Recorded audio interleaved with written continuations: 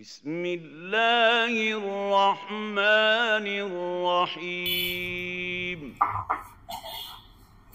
إن الحمد لله نحمده ونستعينه ونستغفره ونعوذ بالله من شرور أنفسنا ومن سيئات أعمالنا من يهده الله فلا مضل له ومن يضلل فلا هادي له ونشهد أن لا إله إلا الله وحده لا شريك له ونشهد أن محمدا عبده ورسوله أما بعد فإن خير الحديث كتاب الله وخير الهدي هدي محمد صلى الله عليه وسلم وشر الأمور محدثاتها وكل محدثة بدعة وكل بدعة ضلالة وكل ضلالة في النار. أعوذ بالله من الشيطان الرجيم. بسم الله الرحمن الرحيم. يا أيها الذين آمنوا اتقوا الله حق تقاته ولا تموتن إلا وأنتم مسلمون. يا أيها الناس اتقوا ربكم الذي خلقكم من نفس واحدة وخلق منها زوجها وبث منهما رجالا كثيرا ونساء واتقوا الله الذي تساءلون به والأرحام إن الله كان عليكم رقيبا. يا أيها الذين آمنوا اتقوا الله وقولوا قولا سديدا يصلح لكم أعمالكم ويغفر لكم ذنوبكم ومن يطع الله ورسوله فقد فاز فوزا عظيما. আলহামদুলিল্লাহ, সমস্ত প্রশংসা সেই মহান আল্লাহ সুবহানাহু ওয়া তাআলার জন্য, যিনি আমাদেরকে পবিত্র সেই রমজান মাস অতিবাহিত করার পর ঈদুল ফিতরের পর আজকে তৃতীয় জুমায় এই মসজিদে সুস্থ শরীরে উপস্থিত হওয়ার তৌফিক দান করছেন। সেই মহান আল্লাহর শুকরিয়া আদায় করি, সকলে বলি আলহামদুলিল্লাহ। অতঃপর দুরূদ ও সালাম বর্ষিত হোক সর্বকালের সর্বশ্রেষ্ঠ মহামানব সাইয়্যিদুল মুরসালিন খাতামুন নবিয়্যিন, যেই নবী ও রাসূলের মাধ্যমে আল্লাহ সুবহানাহু ওয়া তাআলা তার দিনকে আমাদের নিকট পরিপূর্ণভাবে পুঙ্খানুপুঙ্খভাবে তিনি বর্ণনা করে দিয়েছেন, তিনি তা স্পষ্টভাবে আমাদেরকে জানিয়ে দিয়েছেন। সেই নবী ও রাসূলের প্রতি দুরূদ ও সালাম সকলে বলি সাল্লাল্লাহু আলাইহি ওয়াসাল্লাম। আলহামদুলিল্লাহ, আল্লাহ সুবহানাহু ওয়া তাআলার সেই পবিত্র মাহে রমজান, যা আসার অনেক আগে থেকে আমরা অনেক আগ্রহের সঙ্গে তাকিয়েছিলাম যে কবে সেই মাহে রমজান মাস আসবে, কখন সেই রমজান মাস শুরু হবে, আমরা আল্লাহ সুবহানাহু ওয়া তাআলার ইবাদতে আরো বেশি আগ্রহের সঙ্গে আল্লাহর ইবাদতে নিমজ্জিত হতে পারবো, আল্লাহর ইবাদতে আমরা লেগে যাব। সেই মাহে রমজান আমাদের মধ্যে থেকে অতিবাহিত হয়ে গেছে। এই মাহে রমজানে আমরা আল্লাহ সুবহানাহু ওয়া তাআলার বিভিন্ন রকমের ইবাদতের মাধ্যমে রমজানকে আমরা অতিবাহিত করছি।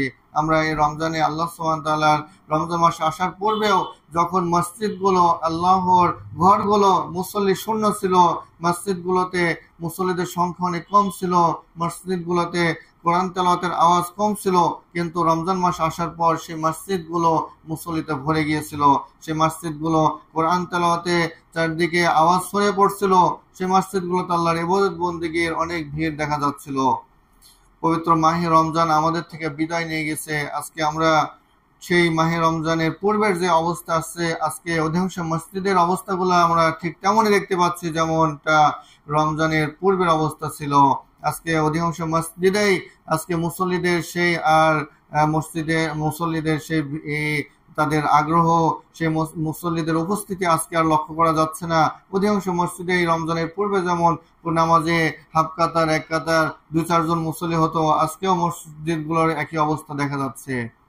সুতরাং ইবাদত কি শুধু রমজান মাসের জন্য নাকি সারা মাসের জন্য? মহান আল্লাহ সুবহানাহু ওয়া তাআলা তিনি কি শুধু রমজান মাসের রব নাকি তিনি সমগ্র মাসের রব? এটাই প্রশ্ন থেকে যায়। সুতরাং এই যে যারা এইভাবে আল্লাহ সুবহানাহু ওয়া তাআলার এই সম্মানিত মাসকে পেয়ে ইবাদত বন্দেগীতে লিপ্ত ছিল, কিন্তু রমজান মাস চলে যাওয়ার পর এই ইবাদত থেকে তারা বিমুখ হয়ে গেছে, তাদেরকে জেনে রাখা উচিত যে আল্লাহ সুবহানাহু ওয়া তাআলা শুধু রমজান মাসের রব নয়, বরং তিনি সমগ্র মাসের রব। তিনি সমগ্র মাসেই বান্দার ইবাদতকে কবুল করে থাকেন। সুতরাং এই যে রমজান মাস এসেছিল আমাদের মাঝে, রমজান মাসের উদ্দেশ্যটা কি ছিল, কি শিক্ষা আমাদেরকে দিয়ে গেল রমজান মাস? পবিত্র কোরআনে সূরা বাকারার 183 নম্বর আয়াতে মহান আল্লাহ সুবহানাহু ওয়া তাআলা বলেন যে ইয়া আইয়ুহাল্লাযীনা আমানু কুতিবা আলাইকুমুস সিয়ামু কামা কুতিবা আলাল্লাযীনা মিন ক্বাবলিকুম লাআল্লাকুম তাত্তাকুন। হে ঈমানদারগণ, তোমাদের উপর রমজানের সিয়ামকে ফরজ করা হয়েছিল যেমন ভাবে তোমাদের পূর্ববর্তীদের উপরও রমজানের সিয়ামকে ফরজ করা হয়েছিল, যাতে তোমরা তাকওয়া অর্জন করতে পারো, তোমরা মুত্তাকি হতে পারো। অনুরূপভাবে সেই বাকারার যে রমজানের আয়াত নিয়ে আলোচনা করা হয়েছে, সেই আয়াত যখন শেষ হয়েছে 187 নম্বর আয়াতে, সেখানে মহান আল্লাহ সুবহানাহু ওয়া তাআলা সেই আয়াতের শেষের দিকে বলেছেন কাযালিকা ইউবাইয়িনুল্লাহু আয়াতিহি লিন-নাসি লাআল্লাহুম ইয়াত্তাকুন। আর এইভাবে আল্লাহ সুবহানাহু ওয়া তাআলা তার নিদর্শন সমূহকে, তার আয়াত সমূহকে স্পষ্টভাবে খুলে খুলে মানুষের নিকট বর্ণনা করেছেন, যাতে করে তারা তাকওয়া অর্জন করতে পারে। শুরুর আয়াতেরও উদ্দেশ্য তাকওয়া, মহান আল্লাহ সুবহানাহু ওয়া তাআলা তাকওয়ার কথা বলছেন, ওখানে শেষও হচ্ছে তাকওয়ার কথা দিয়ে। সুতরাং রমজানের যেন উদ্দেশ্য হচ্ছে আমরা আল্লাহ ভীরু হতে পারি, মুত্তাকি হতে পারি, তাকওয়াবান হতে পারি।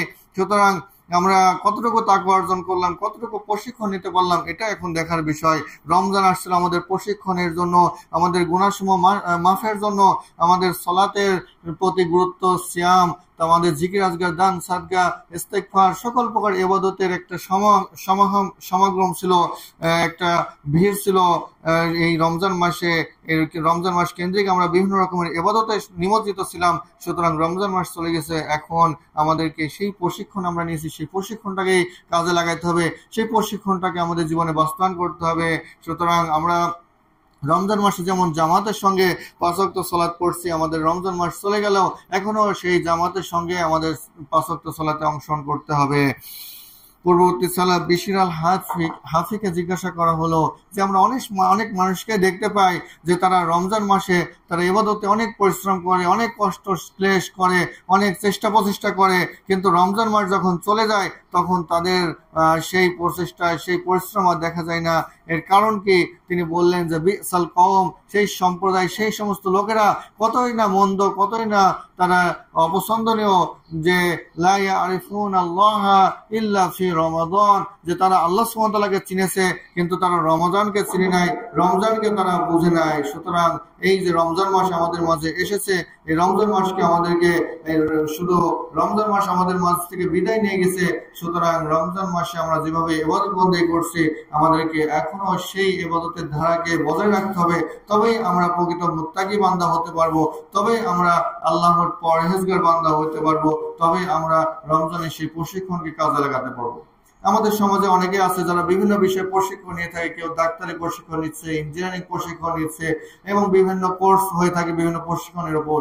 যে প্রশিক্ষণ নিচ্ছে সে যদি প্রশিক্ষণের পর সেটাকে বাস্তবায়ন না করে, কাজে রূপ না দেয়, তাহলে সে প্রশিক্ষণের কি কোনো মূল্য আছে? কোনো প্রয়োজন আছে?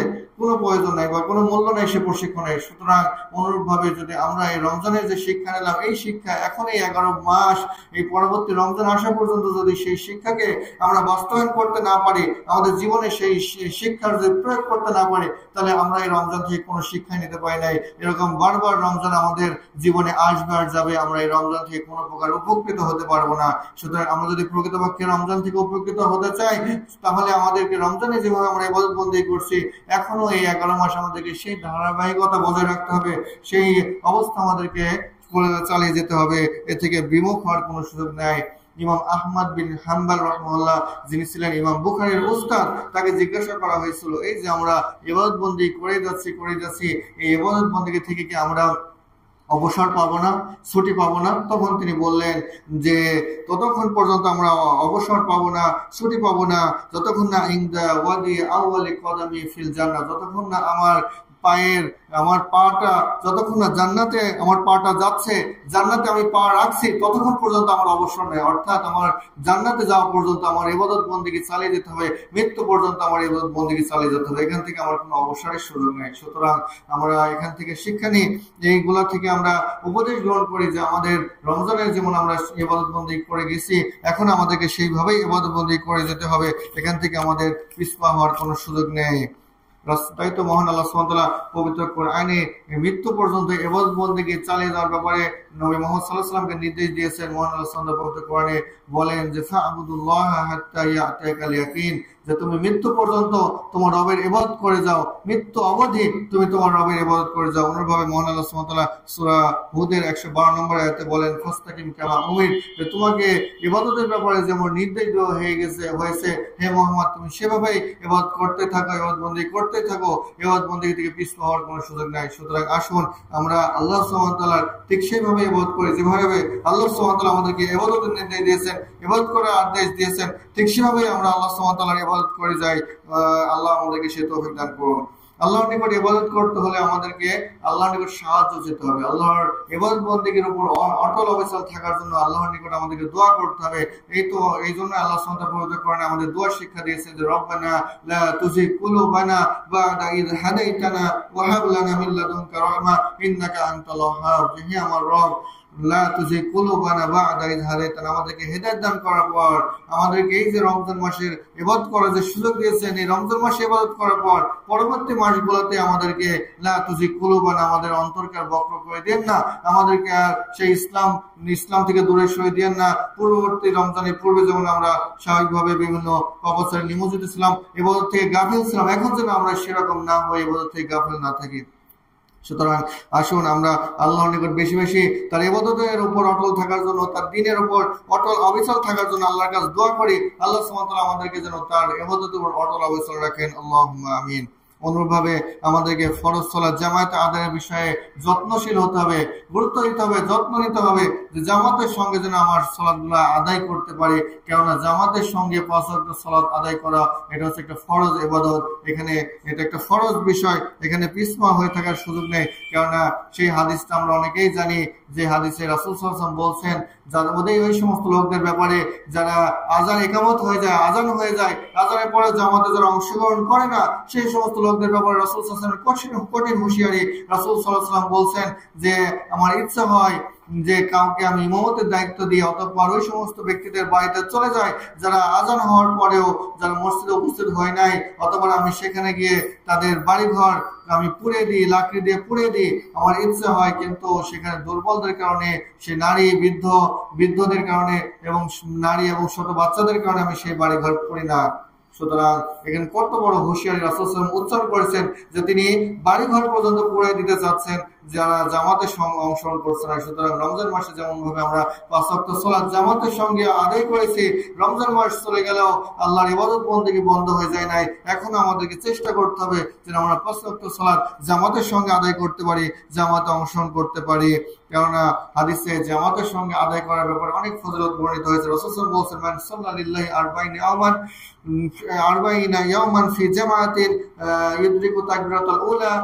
আল্লাহ সুবহানাহু ওয়া তাআলা বলছেন যে রাসূল সাল্লাল্লাহু আলাইহি ওয়াসাল্লাম বলছেন যে ব্যক্তি জামাতের সঙ্গে 40 দিন সালাত আদায় করবে এবং প্রথম তাকবীরে সালাত আদায় করবে, তাকবীরাতুল উলার সঙ্গে সালাত আদায় করবে, কুতিবাত লাহু বারাআতানি, তার জন্য 2টা মুক্তি ঘোষণা করা হবে। আসুন এখন এই যে তাকবীরাতুল উলাটা কি আমরা একটু জেনে নিই। তাকবীরাতুল উলা হচ্ছে যে ইমাম সাহেব যিনি জামাতে নামাজ পড়াবেন, তিনি আল্লাহু আকবার বলার পর থেকে পরবর্তী কেরাত শুরু করার আগ পর্যন্ত যে সময়টা থাকে, এই সময়ের মধ্যে যে জামাতে অংশগ্রহণ করতে পারলো সে তাকবীরাতুল উলা পেয়ে গেল। রাসূল সাল্লাল্লাহু আলাইহি ওয়াসাল্লাম বলছেন যে এই তাকবীরাতুল উলার সঙ্গে 40 দিন সালাত আদায় করবে, আল্লাহ সুবহানাহু ওয়া তাআলা রাসূল সাল্লাল্লাহু আলাইহি ওয়াসাল্লাম বলছেন যে কুতিবাত লাহু বারাআতানি, তার জন্য 2টি মুক্তি ঘোষণা করা হবে, বারাআতুম মিনান নারি ওয়া বারাআতুম মিনান নিফাক, তাকে জাহান্নাম থেকে মুক্তি ঘোষণা করা দেবে। তাকে জাহান্নাম থেকে মুক্তি ঘোষণা করে দেওয়া হবে, যে সে আর জাহান্নামে যাবে না। তাহলে যে জাহান্নামে থেকে মুক্তি ঘোষণা করে দেওয়া হলো, তার চেয়ে বড় সফল কামার কি আছে? অনুরূপভাবে আরেকটা মুক্তি হচ্ছে তাকে মুনাফিকের খাতা থেকে তাকে মুক্তি ঘোষণা করে দেওয়া হবে। সুবহানাল্লাহ। তাহলে জামাতের সঙ্গে তাকবীর উলার সঙ্গে সালাত আদায় করাটা কত গুরুত্বপূর্ণ। এজন্য আমাদের অবশ্যই চেষ্টা করতে হবে যেন আমরা প্রথম তাকবীরের সঙ্গে তাকবীর উলার সঙ্গে 5 ওয়াক্ত সালাত জামাতে আদায় করতে পারি। আল্লাহ সুবহানাহু ওয়া তাআলা আমাদেরকে সে তৌফিক দান করুন, আল্লাহুম্মা আমিন। অনুরূপভাবে 5 ওয়াক্ত সালাতের জামাতের সঙ্গে আদায় করতে হবে। এর মধ্যে এশার সালাত এবং ফজরের সালাতের ব্যাপারেও হাদিস এসেছে। রাসূল সাল্লাল্লাহু আলাইহি ওয়াসাল্লাম বলছেন যে লাইসা সালাতুন আসকালু আলাল মুনাফিকিনা মিনাল ফজর ওয়াল ইশা, যে ফজর এবং এশার সালাত ব্যতীত অন্য কোনো সালাত মুনাফিকের নিকটে এত বেশি ভারী না, এত বেশি কষ্টকর না। যে মুনাফিক ব্যক্তি তার নিকটে এশার সালাত এবং ফজর সালাতের চেয়ে অন্য কোনো সালাত এত বেশি কষ্টকর হয় না।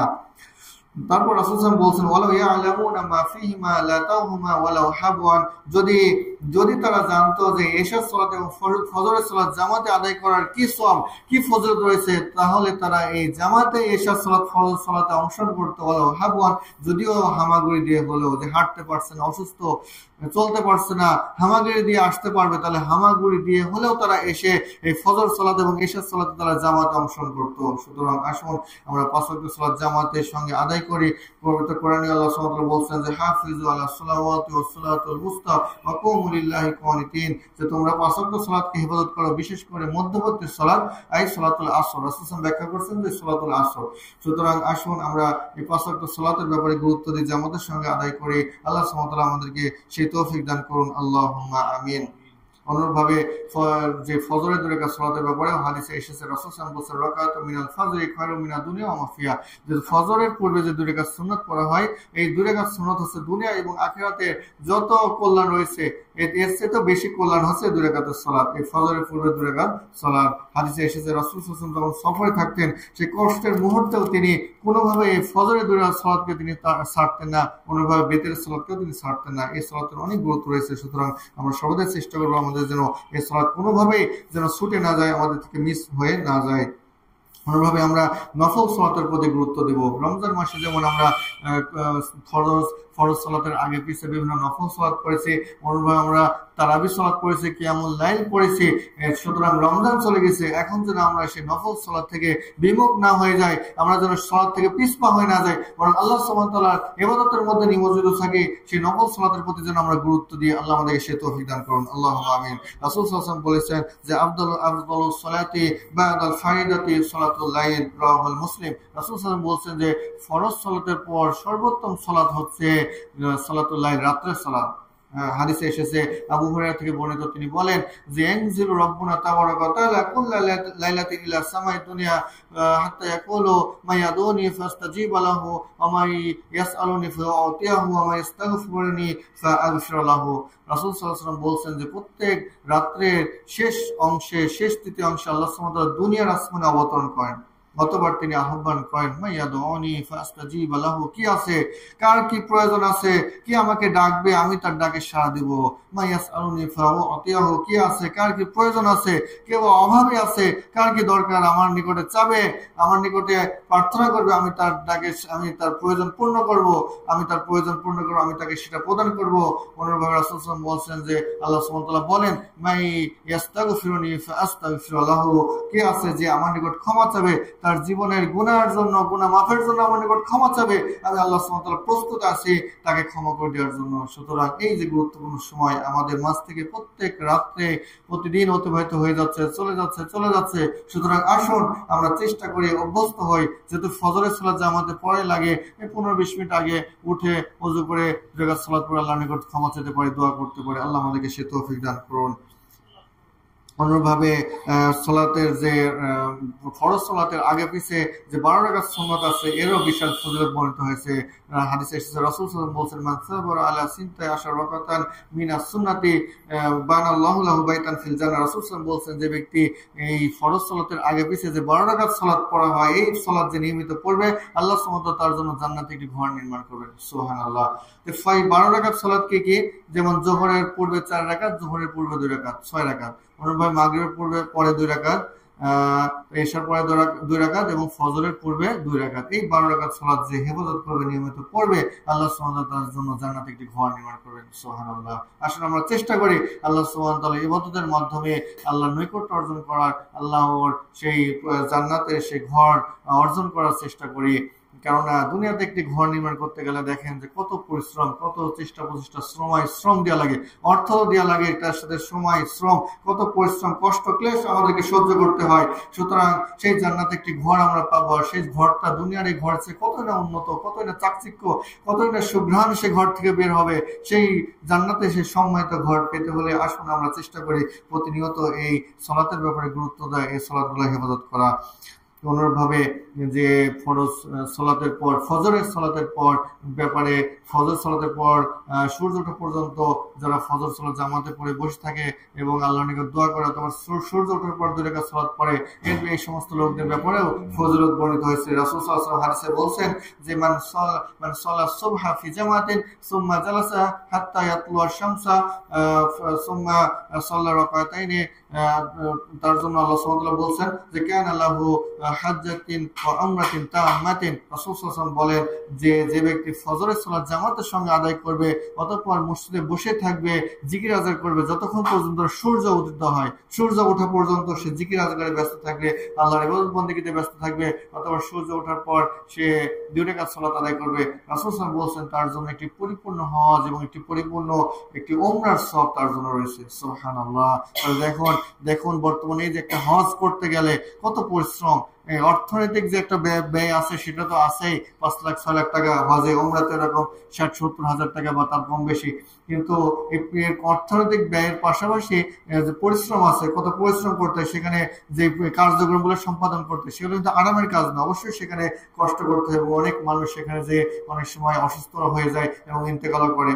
সুতরাং সেই কষ্ট, সেই পরিশ্রম ব্যতীতই আমরা বাড়িতে থেকে মসজিদে জামাতের সঙ্গে সালাত আদায় করার পরে এই আমলটা যদি করতে পারি, তাহলে আল্লাহ সুবহানাহু ওয়া তাআলা আমাদেরকে পরিপূর্ণ একটা হজ আমরা সওয়াব দিবেন। রাসূল সাল্লাল্লাহু আলাইহি ওয়াসাল্লাম বলছেন তাম্মাতা, মানে যে হজ, ওখানে যে হজ আমরা করবে তার যে সওয়াব, ওই সওয়াব থেকে সওয়াবের কোনো কমতে হবে না। রাসূল তাম্মাতান শব্দ উল্লেখ করছেন, মানে পরিপূর্ণ সে হজ আমরা সওয়াব পাবে। সুতরাং আসুন আমরা এই নফল আমলের প্রতি গুরুত্ব দিয়ে আমরা চেষ্টা করি, কেননা নফল আমলের অনেক অনেক গুরুত্ব মর্যাদা রয়েছে আল্লাহ সুবহানাহু ওয়া তাআলার নিকট। আল্লাহ সুবহানাহু ওয়া তাআলা বলছেন যে মা ইয়াতাকাররাবু ইলাইয়া আবদি বিন নাওয়াফিল হাত্তা উহিব্বুহু, যে নফল ইবাদতের মাধ্যমে বান্দা আমার নিকটবর্তী হইতে থাকে, আমার কাছাকাছি হইতে থাকে, আমার ভালোবাসার পাত্র হইতে থাকে, হাত্তা উহিব্বুহু, এক পর্যায়ে আমি তাকে ভালোবেসে ফেলি।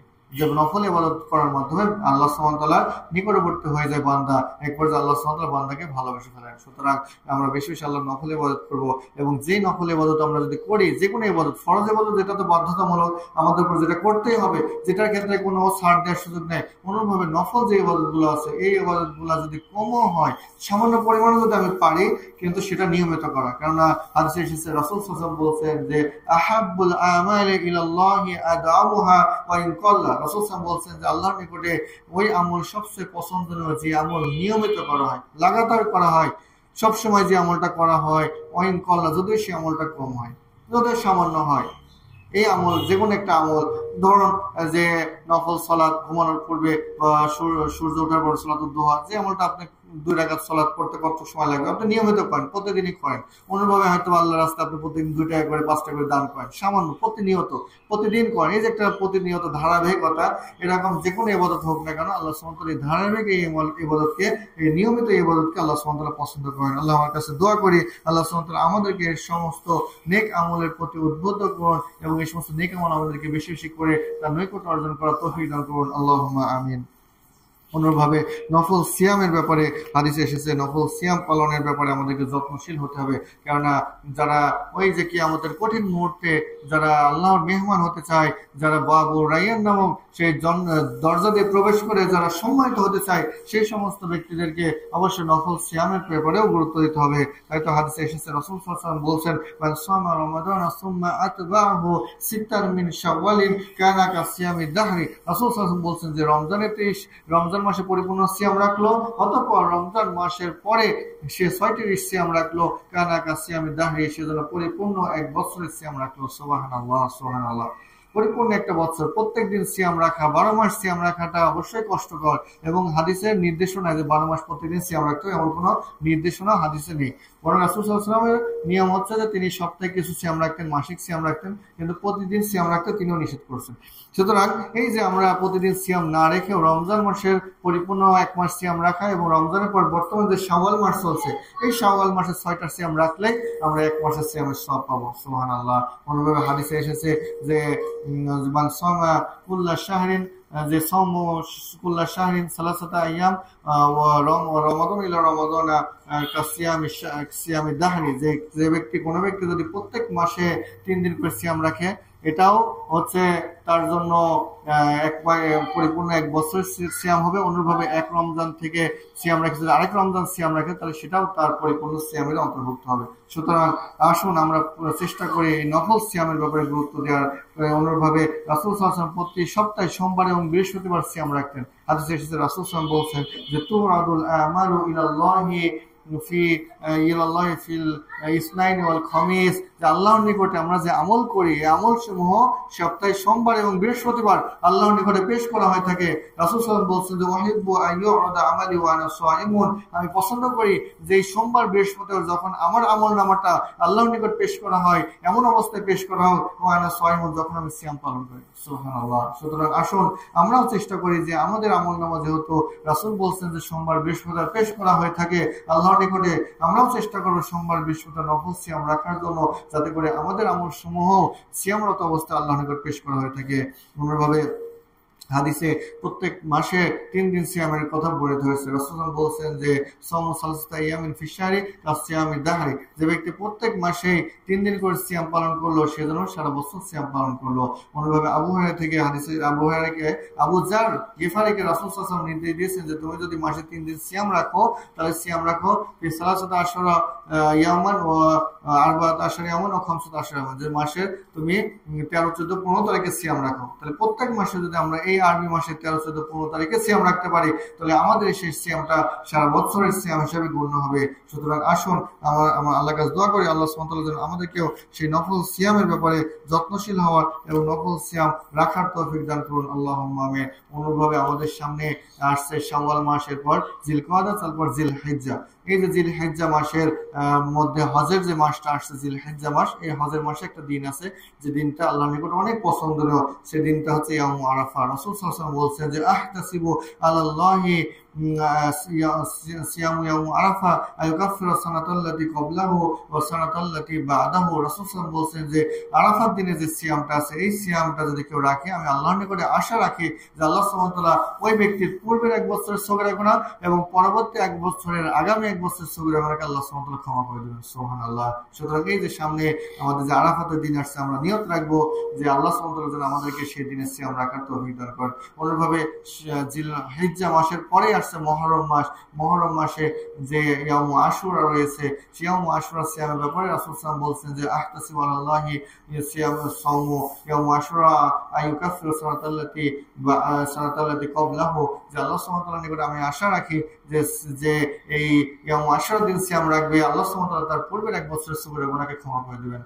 সুবহানাল্লাহ। সুতরাং আমরা চেষ্টা করব যে আমাদের সামনে সেই সিয়ামগুলো আসলে আমরাও সেই সিয়ামগুলো রেখে যেন আল্লাহ সুবহানাহু ওয়া তাআলার সেই নৈকট্য অর্জন করতে পারি, সেই সাইমিন বান্দাদের অন্তর্ভুক্ত হতে পারি, সেই বাবুর রায়্যান দিয়ে যেন আমরাও জান্নাতে প্রবেশ করতে পারি। আল্লাহ আমাদেরকে সেই তৌফিক দান করুন। আল্লাহুম্মা আমিন। অনুরূপভাবে আমরা চেষ্টা করব বেশি বেশি কোরআন তেলাওয়াত করার জন্য, কেননা রমজান মাস হচ্ছে কোরআনের মাস। আমরা রমজান মাসে সবাই চেষ্টা করছি বেশি বেশি কোরআন তেলাওয়াত করার। অনুরূপভাবে আমরা সালাতুত তারাবিহ এবং কিয়ামুল লাইলে আমরা কোরআন তেলাওয়াত করেছি এবং ইমাম যাদের সাথে সালাত পড়েছি তাদের থেকে কোরআন তেলাওয়াত শুনেছি। সুতরাং এই যে রমজান মাস চলে গেল, এখন যেন আমরা সেই কোরআনকে ভুলে না যাই, সেই কোরআন থেকে সাথে যেন আমাদের সম্পর্ক ছিন্ন না হয়ে যায়। আমরা যেন কোরআন রমজান মাসে যেমন চর্চা করছি, কোরআনে আমলের প্রতি অভ্যস্ত ছিলাম, এখনো যেন আমরা সেই কোরআন চর্চায় থাকি, কোরআন অনুযায়ী জীবন করি, কোরআন পড়ে সেটা বুঝে যেন সেটা আমাদের জীবনে বাস্তবায়ন করতে পারি। আল্লাহর নিকটে সে দোয়া করি আল্লাহ সুবহানাহু ওয়া তাআলা আমাদের সাথে তৌফিক দান করুন।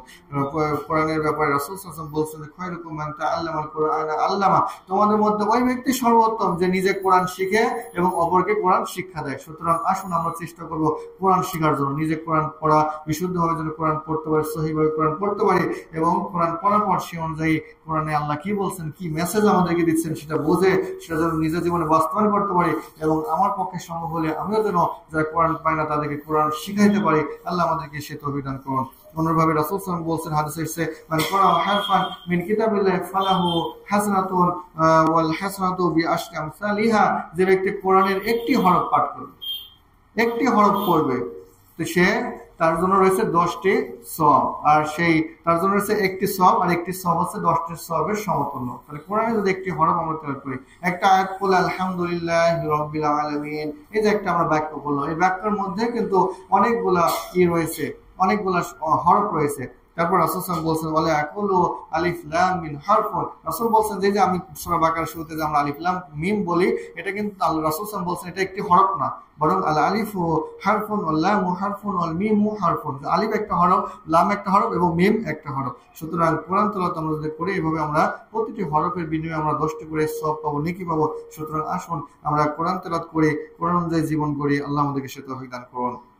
রাসূল সাল্লাল্লাহু আলাইহি ওয়াসাল্লাম বলছেন যে ওয়াকরাল কোরআনা ফাইন্নাহু ইয়াতি ইয়াউমাল কিয়ামাতি শাফিয়ান লিআসহাবি, যে তোমরা বেশি বেশি করে কোরআন তেলাওয়াত করো, তোমরা কোরআন তেলাওয়াত করো, কেননা কোরআন কিয়ামতের দিন তার পাঠকের জন্য সে সুপারিশ করবে। রাওয়াহুল মুসলিম। সুতরাং আসুন আমরা কোরআন বেশি বেশি তিলাওয়াত করব, আমাদের জীবনের আমাদের যে দৈনন্দিন জীবনে একটা সময় আমরা নির্ধারণ করব, যে এই সময়টা আমি সর্বদাই চেষ্টা করব যে অল্প কিছু হলেও আমি কোরআন তেলাওয়াত করি, অল্প কিছু হলেও যেন এই সময়টা আমি কোরআন তেলাওয়াত করি। আমাদের 24 ঘন্টার মধ্যে বিভিন্ন ব্যস্ততা আমরা পার করছি, এর মধ্যে যদি একটা সময় আমরা বের করতে পারি যে হ্যাঁ এই সময়টা ফজর সালাতের পর, জোহর আসর মাগরিব এশা সালাতের পর বা সালাতের আগে একটা সময় আমরা নির্ধারণ করবো, যেন আল্লাহর যে কালাম, আল্লাহর যে আল্লাহ সুবহানাহু ওয়া তাআলা যে আমাদেরকে যে সংবিধান দিয়েছেন সেটা যেন আমরা পড়তে পারি এবং সেই অনুযায়ী আমরা জীবন করতে পারি। অনুরূপভাবে হাদিসে এসেছে সিয়াম ওয়াল কোরআনু ইয়াশফিআনি লিল আবদি ইয়াওমাল কিয়ামা, যে সিয়াম এবং কোরআন উভয়ই দুটাই কিয়ামতের দিন তার পাঠকের জন্য সুপারিশ করবে। রাসূল সাল্লাল্লাহু আলাইহি ওয়াসাল্লাম বলছেন যে সিয়াম কিয়ামতের দিন এসে বলবে যে হে আল্লাহ, অমুক ব্যক্তিকে আমি খানা পিনা থেকে এবং তার প্রবৃত্তির চাহিদা থেকে তাকে বিরত রাখছিলাম, সুতরাং আপনি তার ব্যাপারে আমার সুপারিশকে কবুল করুন। তখন আল্লাহ সুবহানাহু ওয়া তাআলা সেই সিয়ামের সুপারিশকে কবুল করবেন। অনুরূপে কোরআন কিয়ামতের দিন এসে বলবেন হে আল্লাহ, অমুক ব্যক্তিকে আমি রাত্রে ঘুম থেকে বিরত রাখছিলাম, সে আমার কারণে, আমার কোরআনের ভালোবাসায়, আপনার কালামের ভালোবাসায় সে রাত্রে না ঘুমিয়ে কোরআন তেলাওয়াত করছে, সুতরাং তার ব্যাপারে আপনি আমার সুপারিশ কবুল করুন। তখন আল্লাহ সুবহানাহু ওয়া তাআলা ওই ব্যক্তির ব্যাপারে কোরআনের সুপারিশকে কবুল করবেন। সুতরাং আসুন আমরা চেষ্টা করব বেশি বেশি কোরআন তেলাওয়াত করার এবং কোরআনের সাথে সম্পর্ক তৈরি করার এবং কোরআন অনুযায়ী জীবন করার। আল্লাহ সুবহানাহু ওয়া তাআলা আমাদেরকে সেই তৌফিক দান করুন। আমরা যদি কোরআন না পড়ি, কোরআন থেকে বিমুখ হই, কোরআনের যে দিক নির্দেশনা আছে সেগুলো যদি বর্জন করি, তাহলে আমাদের জন্য কঠিন হুঁশিয়ারি রয়েছে। পবিত্র কোরআনে আল্লাহ সুবহানাহু ওয়া তাআলা বলছেন যে ওয়াকালা রাসূলু ইয়া রাব্বি ইন্না কওমি ইত্তাখাযু হাযাল কুরআনা মাহজুরা, কোরআন কিয়ামতের দিন ওয়াকালা রাসূল সমস্ত রাসূল আলাইহিস সালাম তাদের জাতিদের ব্যাপারে একটা অভিযোগ করবেন, যে তারা বলবেন যে হে আল্লাহ, আমার সম্প্রদায় আমার এই কোরআনকে তারা বর্জন করছিল, এই কোরআন থেকে তারা বিমুখ হয়ে গেছিল। সুতরাং আমাদের ব্যাপারে যেন আমাদের রাসূল আলাইহিস সালাতু ওয়াস সালাম যেন এই অভিযোগ না করেন, আল্লাহর নিকটে এই মামলা দায়ের না করেন যে হে আল্লাহ, আমার এই সম্প্রদায়, আমার এই উম্মাহ এই কোরআনকে তারা বর্জন করছিল, তারা কখনো কোরআন পড়তো না, কোরআন কি আছে কোরআন তারা পড়তো না, সে অনুযায়ী গবেষণা করতো না এবং নিজের জীবনেও তা পালন করতো না। এরকম যেন আমাদের ব্যাপারে রাসূল সাল্লাল্লাহু আলাইহি ওয়াসাল্লাম আল্লাহর নিকট অভিযোগ না করেন, সে ব্যাপারে আমরা সতর্ক থাকবো। সুতরাং আসুন আমরা কোরআন বেশি বেশি পড়ি এবং সে অনুযায়ী আমাদের জীবনকে পরিচালনা করি। অনুরূপভাবে রমজানে আমরা চেষ্টা করছি আল্লাহর নৈকট্য অর্জন করার, আল্লাহর কাছাকাছি হওয়ার বিভিন্ন মাধ্যমে। তার মধ্যে আমরা দান সাদকা করছি, অনুরূপভাবে আমরা সাদাকাতুল ফিতরও দান করছি, রমজান মাসে আমরা এটা দিয়েছি। সুতরাং এই যে রমজান মাস পার হয়ে গেছে, যেহেতু এখন আমাদের প্রশিক্ষণের মাস, আমরা রমজান থেকে প্রশিক্ষণ নিয়েছি, এখন এই 11 মাস আমরা আমাদের জীবনে এগুলো বাস্তবায়ন করবো। সুতরাং সালাত, সিয়াম, নফল সালাত, সিয়াম, অনুরূপভাবে অন্যান্য আমলের মতো আমরা এই দান সাদকা থেকে পিছপা হবো না। রমজানের সে দান সাদকা যে শিক্ষা নিয়েছি, এখন আমরা সে দান সাদকা সেটা বাস্তবায়ন করবো। মুসলিমের হাদিসে এসেছে রাসূল সাল্লাল্লাহু আলাইহি ওয়াসাল্লাম বলছেন মা নাকাসাত সাদাকাতুন মিন মালিন, যে কোনো সাদাকা কোনো মালকে কমায় দেয় না। যে আমি আমার থেকে 10 টাকা, 15 টাকা, 100 টাকা, 1000 টাকা আল্লাহর রাস্তায় দান করলাম, এই দানটা আমার মাল থেকে কমাবে না। দান সাদকা মাল কমায় না, বরং আল্লাহ সুবহানাহু ওয়া তাআলা এই দানের বিনিময়ে আমার মাল কারো বাড়িয়ে দিবেন, আমার মালে আল্লাহ সুবহানাহু ওয়া তাআলা বারাকাত দান করবেন। সুতরাং আমরা চেষ্টা করব আল্লাহর রাস্তায় বেশি বেশি দান করা। অনুরূপভাবে হাদিসে এসেছে, সহিহ বুখারীতে এসেছে, রাসূল সাল্লাল্লাহু আলাইহি ওয়াসাল্লাম বলেন যে মা মিন ইয়াউমিন ইসমিহু লিইবাদু ইল্লা মালাকানি ইয়ানজিলু মিনাস সামাই ফায়াকুলু আহাদুহুমা আল্লাহুম্মা আতি মুনফিকান তালাফান আল্লাহুম্মা আতি মুমসিকান খলাফান। হাদিসে এসেছে রাসূল সাল্লাল্লাহু আলাইহি ওয়াসাল্লাম বলছেন যে কোনো বান্দা প্রত্যেকদিন সকাল করে, আমরা যেমন প্রতিদিন সকাল করছি অনুরূপভাবে রাসূল সাল্লাল্লাহু আলাইহি ওয়াসাল্লাম বলছেন যে সকাল করে তখন দুজন মালাইকা আসমান থেকে দুনিয়া অবতরণ হয়। তারা বলে যে হে আল্লাহ, যারা তোমার রাস্তায় ব্যয় করে, তোমার রাস্তায় যারা দান করে, তুমি তাদের মালকে বাড়িয়ে দাও, আর যারা তাদের সম্পদকে আটকে রাখে, কুক্ষিগত করে রাখে, তুমি তাদের মালকে ধ্বংস করে দাও। সুতরাং আসুন, বুখারীর হাদিস, যেন আমাদের ব্যাপারেও যেন এই যে মালাইকারা যাদের কোনো গুনাহ নাই, যাদের ব্যাপারে কোনো গুনার কোনো কথাই জানা যায় না, সুতরাং এই সমস্ত মালাইকারা যেন আমাদের ব্যাপারে আল্লাহর নিকটে অভিযোগ বা বদ্ধ না করে, এই ব্যাপারে আমরা খেয়াল রাখবো। আমরা যেন সেই মাল কুক্ষিগত করে না রাখি, বরং আমাদের সামর্থ্য অনুযায়ী আমরা যেন কিছু যতটুকু সম্ভব আমরা আল্লাহর রাস্তায় যেন দান করতে পারি। এই অভ্যাস যেন আমাদের একটা চালু থাকে, দানের অভ্যাস। অনুরূপভাবে সূরা মুনাফিকুনের মধ্যে কঠিন হুঁশিয়ারি আল্লাহ সুবহানাহু ওয়া তাআলা ব্যয় করছেন। সেখানে বলছেন, আল্লাহ সুবহানাহু ওয়া তাআলা পবিত্র কোরআনে বলেন যে ইয়া আইয়ুহাল্লাযীনা আমানু লা তুলহিকুম আমওয়ালুকুম ওয়ালা আওলাদুকুম আন যিকরিল্লাহ ওয়া মান ইয়াফআল যালিকা ফাউলাইকা হুমুল খাসিরুন ওয়া আনফিকু মিম্মা রাযাকনাকুম মিন ক্বাবলি আন ইয়া'তিয়া আহাদাকুমুল মাউত ফায়াকুলা রাব্বি লাউলা আখখারতানি ইলা আজালিন করিব ফাআসাদ্দাকু ওয়া আকুম মিনাস সালিহিন। পবিত্র কোরআনে আল্লাহ সুবহানাহু ওয়া তাআলা বলছেন যে হে ঈমানদারগণ, তোমাদেরকে যে রিজিক দান করছি, তোমাদেরকে যে ধন সম্পদ আমি দিয়েছি, সেই ধন সম্পদ থেকে তুমি আল্লাহর রাস্তায় ব্যয় করো। ওয়ানফিকু মিম্মা রাযাকনাকুম মিন ক্বাবলি আন ইয়া'তিয়া আহাদাকুমুল মাউত, কোন পর্যন্ত ব্যয় করো? তোমাদের উপর মৃত্যু আসা পর্যন্ত তোমরা ব্যয় করতেই থাকো। মৃত্যু যতদিন না আসে ততদিন ব্যয় করতে থাকো।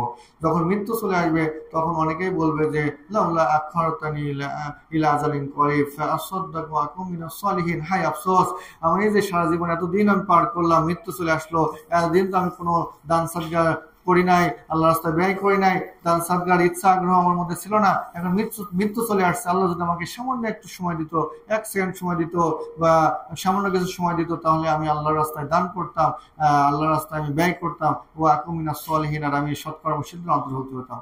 এরকম আফসোস করবে সে ব্যক্তিরা, কিন্তু আল্লাহ সে সময় দিবেন না। কারণ দান সাদকা করাটা এত দ্রুত করা যায় যা অন্য কোনো আমল এত দ্রুত করা যায় না। আপনি সিয়াম রাখবেন, আপনাকে ফজর থেকে পরবর্তী দিন মাগরিব পর্যন্ত আপনাকে সিয়াম পালন করতে হবে। সালাতের জন্য আসলে আপনার রুকু সিজদা একটা সময়, আপনাকে সময় পালন করতে হবে। কিন্তু সদকার জন্য তেমন বেশি কোনো সময় লাগে না। আপনি মৃত্যুর সময় সন্তানকে বললেন যে ওখানে আমার 10 কাঠা জমি আছে, আমি মসজিদে মাদ্রাসায় দান করে দেবেন, খালি মুখ দিয়ে বের করলেন, আপনার দানটা হয়ে গেল। মানে সদকা এর জন্য তেমন কোনো সময় লাগে না। কিন্তু এই সমস্ত ব্যক্তিরা যারা দুনিয়াতে মৃত্যুর পূর্বে যারা দান খয়রাত করে নাই, তারা মৃত্যুর সময় আল্লাহ তাদেরকে কোনো সময় দিবেন না। সুতরাং আসুন, আমরা সেই মৃত্যুর পূর্বেই যেন আমাদের সম্পদ থেকে আমরা কিছু করে আমরা আল্লাহর রাস্তায় দান করি, যেন মৃত্যুর সময় আমাদের সে আফসোস না থাকে যে একটু যদি সময় পেতাম তাহলে কিছু দান করতাম, এমন যেন আফসোস আমাদের না থাকে। আল্লাহ আমাদেরকে আল্লাহর রাস্তায়, আল্লাহ দিনের পথে বেশি বেশি ব্যয় করার তৌফিক আল্লাহ আমাদেরকে দান করুন। আল্লাহুম্মা আমিন। অনুরূপভাবে বেশি বেশি জিকির আজগার করা, ইস্তেগফার করা। রমজান মাসে আমরা চেষ্টা করছি আল্লাহর জন্য বেশি বেশি জিকির করার, আল্লাহকে ডাকার, আল্লাহর নিকট ক্ষমা ইস্তেগফার বেশি বেশি করছি আমরা। অনুরূপভাবে রমজানের পরবর্তী মাসে এখন যেন আমরা আল্লাহকে ভুলে না যাই, আল্লাহর জিকির থেকে আমরা যেন বিমুখ না হই, আল্লাহ সুবহানাহু ওয়া তাআলার নিকট ইস্তেগফার থেকে আমরা যেন বিমুখ না হই। কেননা পবিত্র কোরআনে আল্লাহ সুবহানাহু ওয়া তাআলা বলছেন যে ফাযকুরুনি আযকুরুকুম ওয়াশকুরুলি ওয়ালা তাকফুরুন, যে তোমরা আমাকে স্মরণ করো তাহলে আমি তোমাদেরকে স্মরণ করব, এবং তোমরা আমার শুকরিয়া আদায় করো, আমার অকৃতজ্ঞ হও না, আমার নাফরমানি করো না। সুতরাং আসুন আমরা চেষ্টা করবো আল্লাহ সুবহানাহু ওয়া তাআলাকে বেশি বেশি ডাকার, তার বেশি বেশি তাকে স্মরণ করার, তার জিকির আজগার করার। জিকির আজগারের মধ্যে যেমন ফরজ সালাতের পরে যে জিকিরগুলো আছে হাদিসে বর্ণিত, আমরা সেই জিকিরগুলো পাঠ করবো। অনুরূপভাবে সকাল সন্ধ্যা রাসূল সাল্লাল্লাহু আলাইহি ওয়াসাল্লাম কিছু জিকির পাঠ করতেন, যে জিকিরের অর্থগুলো অনেক গুরুত্বপূর্ণ। আমাদের সারাদিন চলাফেরা করতে আমাদের কত বিপদ আপদে পড়ছে, অনেক জায়গায় অ্যাক্সিডেন্ট করছে, অনেক ক্ষতিগ্রস্ত হয়েছে। রাসূল সাল্লাল্লাহু আলাইহি ওয়াসাল্লাম এই সমস্ত বিপদ আপদ থেকে নিজের নিরাপত্তার জন্য এই সকাল সন্ধ্যা অনেক দোয়া করতেন। সুতরাং আমরা সেই দোয়াগুলো শিখবো এবং সেই দোয়াগুলো অনুযায়ী আমল করে আমরাও যেন আল্লাহ জাকিরিন বান্দাদের অন্তর হতে পারি, আল্লাহর নেককার বান্দাদের অন্তর্ভুক্ত হতে পারে আমরা চেষ্টা করবো। অনুরূপভাবে বেশি বেশি তওবা ইস্তেগফার করা। রাসূল সাল্লাল্লাহু আলাইহি ওয়াসাল্লাম বলছেন, হাদিসে এসেছে যে কুল্লু বানি আদম খাত্তাউন ওয়া খায়রুল খাত্তাইনা তাওয়াবুন, তোমরা প্রত্যেক আদম সন্তানই হচ্ছে তারা ক্ষমা, তারা হচ্ছে গুনাহগার, পাপী। ওয়া খায়রুল খাত্তাইনা তাওয়াবুন, আর এই যে পাপীদের মধ্যে থেকে সর্বোত্তম পাপী হচ্ছে ওই পাপী যে আল্লাহর নিকট তওবা করে, যে কোনো ভুল করে ফেলছে, পাপ কাজ করে ফেলছে, আল্লাহ আমি গুনাহ করে ফেলছি, আমি নিজের উপর জুলুম করেছি, তুমি আমাকে ক্ষমা করো। এই যে যারা নিজেকে ক্ষমা চায়, আল্লাহর নিকট তওবা করে, এরাই হচ্ছে উত্তম। সুতরাং আসুন আমরাও, আমাদের এমন কেউ নেই আমাদের মাঝে এমন কেউ কি আছে যে আমাদের জীবনে কোনো পাপ করেনি, কোনো গুনাহ করেনি? এমন কেউ কি আছে? কেউ কি বলতে পারবো? আমাদের ছোট বড় জানার ইচ্ছা অনিচ্ছা অনেক পাপই হয়ে গেছে। সুতরাং আসুন আমরা আল্লাহর নিকট বেশি বেশি ইস্তেগফার করে ক্ষমা চাই, আল্লাহর নিকটে পানাহ চাই, আল্লাহ আমাদের ক্ষমা করুন। হাসান বসরি বিখ্যাত তাবী, তার নিকটে কয়েকজন ব্যক্তি এসে কয়েকটা অভিযোগ করলো। কেউ বললো যে হে হাসান, আমার সন্তান হয় না, আমি কি করবো? তখন হাসান বসরি তাকে বললেন যে তোমার সন্তান হয় না, তুমি আল্লাহর নিকট ইস্তেগফার করো। আরেকজন এসে বললো যে হে হাসান, আমার জমিনে ফসল উৎপাদন হচ্ছে না, আমি কি করবো? তাকে বললেন যে তুমি ইস্তেগফার করো। আরেকজন বলছে যে বৃষ্টি হচ্ছে না, বৃষ্টির অভাবে আমাদের ক্ষেত খামার নষ্ট হয়ে যাচ্ছে, আমরা কি করবো? হাসান বসরি রাহিমাহুল্লাহ বললেন যে তুমি ইস্তেগফার করো। তখন তার এক ছাত্র তাকে জিজ্ঞাসা করলো, যে আপনি তো সকলকে এই যে ইস্তেগফারের কথা বললেন, কিন্তু এদের তো প্রয়োজন তো বিভিন্ন রকম, কারো সন্তান প্রয়োজন, কারো বৃষ্টি প্রয়োজন, ফসলের সমস্যা, কারো ধন সম্পদের প্রয়োজন, কেন সকলকে একই কাজ করতে বললেন? তখন হাসান সেই পবিত্র কোরআনের সেই সূরা নূহের সেই আয়াতটা উল্লেখ করে বললেন যে আল্লাহ সুবহানাহু ওয়া তাআলা এই সমস্ত ব্যক্তিদেরকে ইস্তেগফারের নির্দেশ দিয়েছেন। আল্লাহ সুবহানাহু ওয়া তাআলা পবিত্র কোরআনে বলেন যে ফাকুল তুস্তাগফিরু রাব্বাকুম ইন্নাহু কানা গাফফারা, যে তোমরা আল্লাহর নিকট বেশি বেশি ক্ষমা চাও, আল্লাহ সুবহানাহু ওয়া তাআলা হচ্ছেন গফফার, অতি ক্ষমাশীল। ইউরসিলিস সামাআ আলাইকুম মিদরারা, তিনি মুষলধারে তোমাদের উপর বৃষ্টি বর্ষণ করবেন। ওয়া ইউমদিদুকুম বিআমওয়ালি ওয়া বানিনা ওয়াজআল লাকুম জান্নাতি ওয়াজআল লাকুম আনহারা, যে তিনি তোমাদের ধন সম্পদ, তোমাদের সন্তান সন্ততি তিনি বাড়িয়ে দিবেন এবং তোমাদেরকে তিনি অসংখ্য নদী নালা দান করবেন, যার মাধ্যমে তোমরা তোমাদের ফসলাদি আবাদ করতে পারবে। সুতরাং আসুন আমরা আল্লাহর নিকটে বেশি বেশি ইস্তেগফার করি, আল্লাহর ক্ষমার দিকে আমরা দৌড়াই, আমরা ধাবিত হই। কেননা পবিত্র কোরআনে আল্লাহ সুবহানাহু ওয়া তাআলা বলছেন যে ওয়াসারিউ ইলা মাগফিরাতিন মির রাব্বিকুম ওয়া জান্নাতিন আরদুহাস সামাওয়াতু ওয়াল আরদ উইদ্দাত লিল মুত্তাকিন। আল্লাহ সুবহানাহু ওয়া তাআলা পবিত্র কোরআনে বলেন যে তোমরা আল্লাহর ক্ষমার দিকে এবং জান্নাতের দিকে দ্রুত ধাবিত হও, দ্রুত দৌড়াও, তোমরা চেষ্টা প্রচেষ্টা করো, পরিশ্রম করো আল্লাহর ক্ষমার দিকে, জান্নাতের দিকে। সেই জান্নাত, যে জান্নাতের প্রশস্ত হচ্ছে আসমান এবং দুনিয়ার সমান। আসমান এবং দুনিয়ার মাঝে যেমন প্রশস্ততা রয়েছে, সেই জান্নাত তোমাদেরকে আল্লাহ দান করবে। সেই জান্নাতের প্রশস্ততা হচ্ছে সেই আসমান এবং দুনিয়ার সেই প্রশস্ততার ন্যায়। ওয়াইদাত লিল মুত্তাকিন, সেই জান্নাতকে প্রস্তুত করা হয়েছে মুত্তাকিনদের জন্য। সুতরাং আসুন আমরা আল্লাহ সুবহানাহু ওয়া তাআলা বেশি বেশি ইবাদতের দিকে অগ্রসর হই, আল্লাহর নৈকট্য অর্জন করি। যেভাবে যেই কাজ করলে আল্লাহ সন্তুষ্ট হবে, রমজান মাসে যেমন ভাবে আমরা আল্লাহর ইবাদতে লেগেছিলাম, অন্যভাবে রমজান পার হয়ে গেছে, এই যে 11 মাসও যেন আমরা সেই প্রশিক্ষণকে কাজে লাগিয়ে আমরা এই জীবনকে পরিচালনা করতে পারি, যে উদ্দেশ্যে আল্লাহ সুবহানাহু ওয়া তাআলা এই মাহে রমজান আমাদেরকে দান করছিলেন। আল্লাহ আমাদেরকে সেইভাবে ইবাদত করে তার নৈকট্য অর্জন করার তৌফিক দান করুন। আল্লাহুম্মা আমিন। আকুলু কওলি হাযা আস্তাগফিরুল্লাহ লি ওয়া লাকুম ওয়া লিসাইরিল মুসলিমিন ফাস্তাগফিরুহু ইন্নাহু হুয়াল গফুরুর রহিম।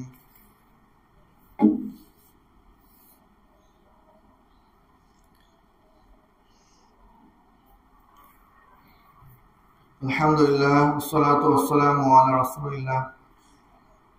আশহাদু আল লা ইলাহা ইল্লাল্লাহ ওয়াহদাহু লা শারীকা লাহু ওয়া আশহাদু আন্না মুহাম্মাদান আবদুহু ওয়া রাসূলুহু। আউযু বিল্লাহি মিনাশ শাইতানির রাজীম। বিসমিল্লাহির রাহমানির রাহিম।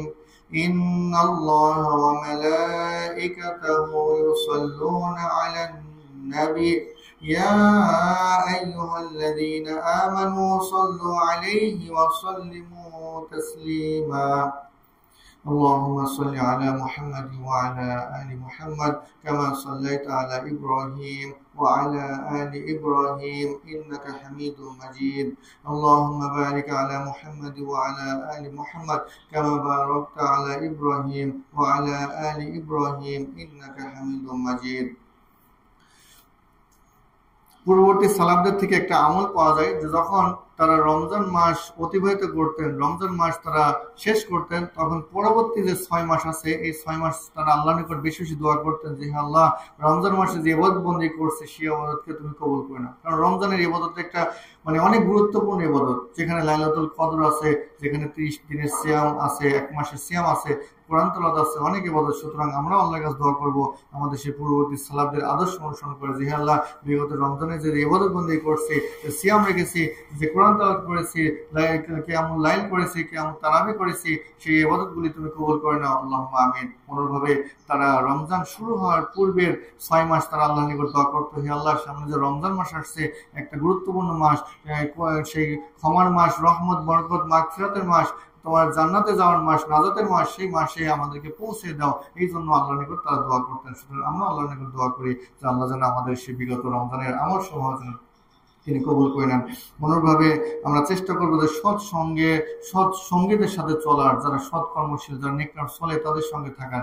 কেননা যদি আমরা পাপাচারী, যারা গুনাহগার তাদের সঙ্গে থাকি, তাহলে তাদের সঙ্গে চলতে ফিরতে আমরাও সেই সমস্ত পাপাচারীদের পাপের সাথে আমরা লেগে যাব, বা তাদের কারণে আমরা গুনাহগার হব, তাদের কারণে আমরা পাপের দিকে যাব। সুতরাং সর্বসময় আমরা সৎ কর্মশীল, নেককার, যারা আল্লাহকে ভালোবাসে, আল্লাহ দিনকে ভালোবাসে তাদের সঙ্গে চলার চেষ্টা করব। তাই তো রাসূল সাল্লাল্লাহু আলাইহি ওয়াসাল্লাম হাদিসে এসেছে, মাসালু জালিসি সালিহ ওয়া সুই কাহামিলিল মিসকি ওয়া নাফিকির কিরি। রাসূল সাল্লাল্লাহু আলাইহি ওয়াসাল্লাম বলছেন যে সৎসঙ্গের দৃষ্টান্ত এবং অসৎ সঙ্গের দৃষ্টান্ত হচ্ছে যে যে আতর আলার সঙ্গে এবং যারা কামার তাদের সঙ্গে। রাসূল সাল্লাল্লাহু আলাইহি ওয়াসাল্লাম বলছেন যে আতর আলার সঙ্গে যদি তুমি থাকো, হয়তো তুমি তার নিকট থেকে আতর ক্রয় করবে, আতর ক্রয় করার মাধ্যমে তুমি সুঘ্রাণ পাবে, অথবা সে নিজেই তোমাকে আতর দান করবে, অথবা যদি তুমি ক্রয় নাও করো বা সেও তোমাকে না দেয়, তবুও তুমি তার পাশে থাকার কারণে তুমি সুঘ্রাণ পাবে। সুতরাং আমরা যদি সৎ কর্মশীল লোকদের সঙ্গে থাকতে পারি, তাহলে হয়তো তার মাধ্যমে আমরা হেদায়েতের দিকে, নেকির দিকে আগাইতে পারবো। অনুরূপভাবে রাসূল বলছেন যে কামারের দৃষ্টান্ত হচ্ছে, তুমি যদি কামারের নিকট যে বসো, হয়তো বা কামারের যে উল্কাপিণ্ড আছে, সে সবসময় আগুন জ্বলাচ্ছে, সেই ছাই এসে তোমার গায়ে পড়ে তোমার কাপড় পুড়ে যেতে পারে। আর যদি পুড়ে নাও যায়, তোমার ক্ষতি নাও হয়, তবুও তুমি একটা দুর্গন্ধ পাবে।